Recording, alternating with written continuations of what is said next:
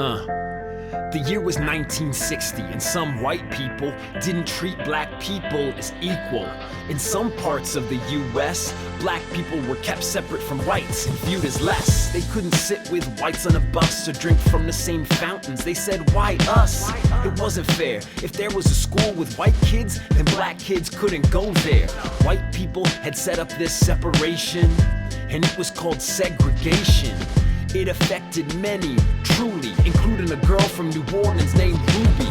Ruby Bridges was 6 years old when she did something brave and bold. Ruby lived by William Frantz Elementary School. It was for white kids only. What would Ruby do? Now, the Supreme Court had already ruled that segregation was bad. It should be given the boot. The Supreme Court had tried to change it. They said all schools have to be integrated. That means kids of every single color were allowed to go to school with each other. But that wasn't the end of segregation. Some schools still didn't allow integration. See, William Frantz gave a hard test to black kids, and they couldn't attend if they didn't pass it. But Ruby passed it and gave the school no choice. The US government used its voice and said Ruby had the right to go. She was only 6 and she became a hero. She was the first black child to attend an all-white elementary school without a friend. Oh Ruby, when will all this be over? When will everyone be treated the same? Oh, Ruby Bridges changed the course of history. I never knew a little girl could be so brave. Oh, Ruby, when will all this be over? When will everyone be treated the same? Oh, Ruby Bridges changed the course of history.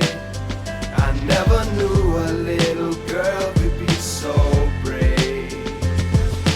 Ruby's first day, people were cruel. A mob of angry white people stood outside the school. They yelled mean things at Ruby Bridges. Most people would have given up, but Ruby didn't. The US president sent guards to keep her safe from the crowd that was filled with hate. She had a brave, confident look on her face as she entered the school that day.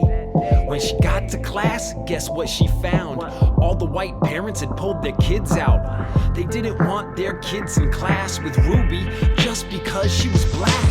She was nice, but they saw her as an enemy.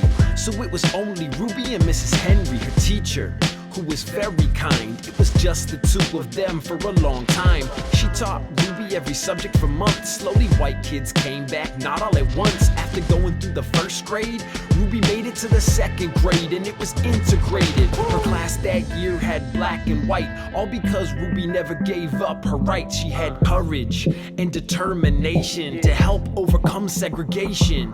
Today some are still not treated equal, and Ruby continues to fight for those people.